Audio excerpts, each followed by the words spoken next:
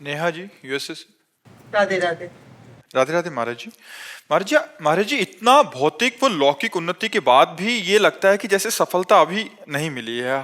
देखो बताए, विश्व का सब धन भोग तुम्हें मिल जाए तो भी तुम्हें तृप्ति नहीं होने वाली। महाराज ययाति चक्रवर्ती सम्राट और देवयानी उनकी पत्नी शुक्राचार्य जी की पुत्री, परम सुंदरी।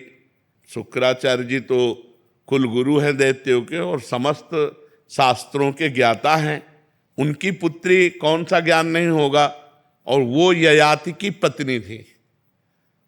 अपनी यौवन अवस्था भोगने के बाद भी भोगों की अतृप्ति, अपने पुत्र की जवानी ली और उससे भी भोग भोगा 1000 वर्ष तक, फिर भी तृप्ति नहीं।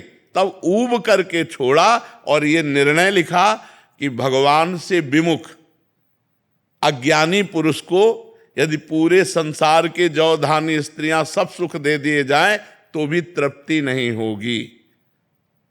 गोस्वामी तुलसीदास जी एक दोहा में कह रहे हैं, तब लगी कुशल न जीव कहूं, सपने हूं मन विश्राम। तब लग जीव को कभी कुशल का अनुभव नहीं होगा, स्वप्न में भी कभी मन विश्राम को प्राप्त नहीं करेगा। जब लगी भजत न राम कहूं, शोक धाम तज काम। इन कामना और वासनाओं का त्याग करके जब तक भगवान का भजन नहीं, तो कामना और वासना की पूर्ति से कामना वासना बढ़ती है और कामना वासना के त्याग से शांति प्राप्त होती है। त्यागात शांति अनंतरम। जब हम कामना और वासनाओं का त्याग, अब अंदर कामना वासना के त्याग करने की हिम्मत नहीं रह गई। जो मन कहता है वो करना पड़ता है। मन कहता है आज ये खाना है तो अब वो खाना है, ये भोगना है तो भोगना है। अगर नहीं भोगेंगे तो अशांत कर देगा। तो अशांति दूर करने के लिए भोग भोगने की इच्छा रखते हैं। और जबकि भोग भोगने से अशांति बढ़ती है, भोगों के त्याग से शांति बढ़ती है। भोग त्यागात शांति अनंतरम। तो हमें चाहिए भगवान की शरण होकर भगवान का नाम जप करते हुए अन्य कामनाओं का त्याग करें तो हमारे पास, तो इन भोगों में, यश कीर्ति में, रुपया पैसा में शांति नहीं। शांति तो भगवान के चरणों में है, भगवान के नाम में है। एक गरीब आदमी हो, भगवान का नाम जप कर रहा हो, भगवान के भरोसों में मस्त। एक अरबपति है, भगवान से विमुख है, वो चिंता है, उसे नींद की गोली खा के सोना होगा।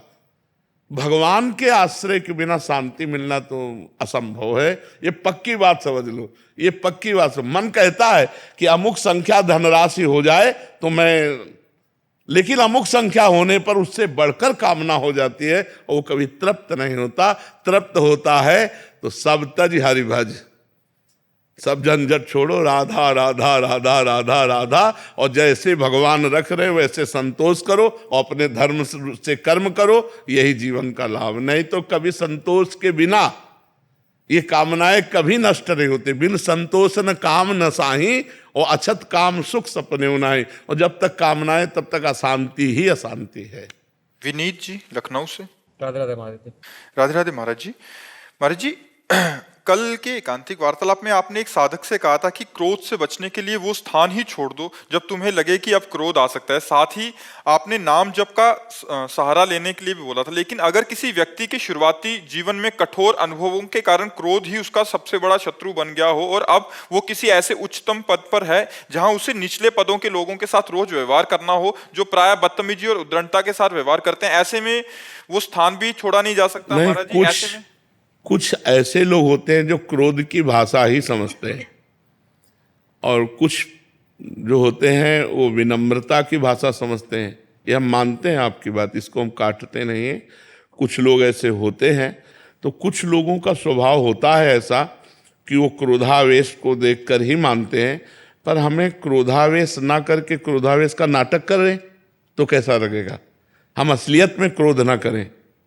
अगर हम क्रोध करेंगे तो हम रिलैक्स नहीं हो पाएंगे, हमारा हृदय जलेगा और उससे द्वेष करेगा। अगर हम क्रोध का नाटक करेंगे तो हम रिलैक्स रहेंगे। तो हमें लगता है क्रोध ना करके यदि हम क्रोध का नाटक करें, पर नाटक करने में ऐसा लगे कि जल्दी में क्रोध में आ जाए, मतलब उसके लिए हमको बिल्कुल तैयार रहना पड़ेगा कि हम केवल नाटक कर रहे हैं। क्योंकि अपने जो नीचे लोग हैं उनको सेवा करानी है, उन सेवा कराने के लिए हमें थोड़ा सा, तो अगर कहीं जरूरत पड़े तो क्रोध का नाटक कर ले, क्रोध ना करे, क्योंकि क्रोध से अपनी भी हानि होती है और दूसरे की भी हानि होती है। क्रोध का नाटक तो हमको भी करना पड़ता है, तो करते हैं, जहाँ जरूरत हुई तो आप क्रोध का नाटक करते हैं। असलियत में भगवान का आश्रय लेकर भजन करते, असलियत में क्रोधी नहीं होना चाहिए, क्योंकि क्रोध जो है वो बुद्धि का अपहरण कर लेता है। ठीक निर्णय नहीं कर पाती बुद्धि, क्या बोलना चाहिए, क्या करना चाहिए।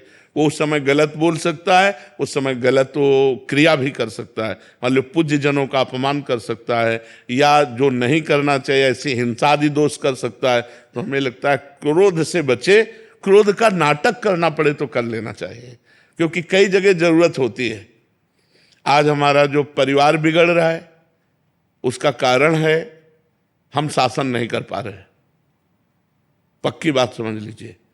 नहीं, अगर छोटेपन से शासन हो बच्चों का सबका तो बहुत मर्यादित बच्चे हो जाएं, लेकिन छोटेपन से तो मोबाइल पकड़ा दिया जाता है और छूट दे दी जाती है, माता पिता अपनी मस्ती में रहते हैं, बच्चे बिगड़ जाते हैं। जब वो सयाने होते हैं फिर वो समझते नहीं।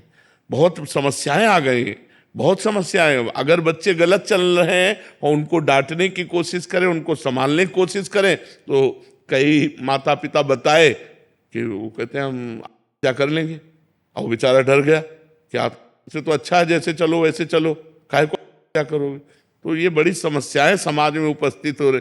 तो क्रोध का नाटक आवश्यक हो तो थोड़ा कर ले, नहीं तो शांत रहे और अपना कार्य जैसे चले वैसे चलावे। क्रोध तो नहीं करना चाहिए, अंदर का क्रोध हानिकारक ही है।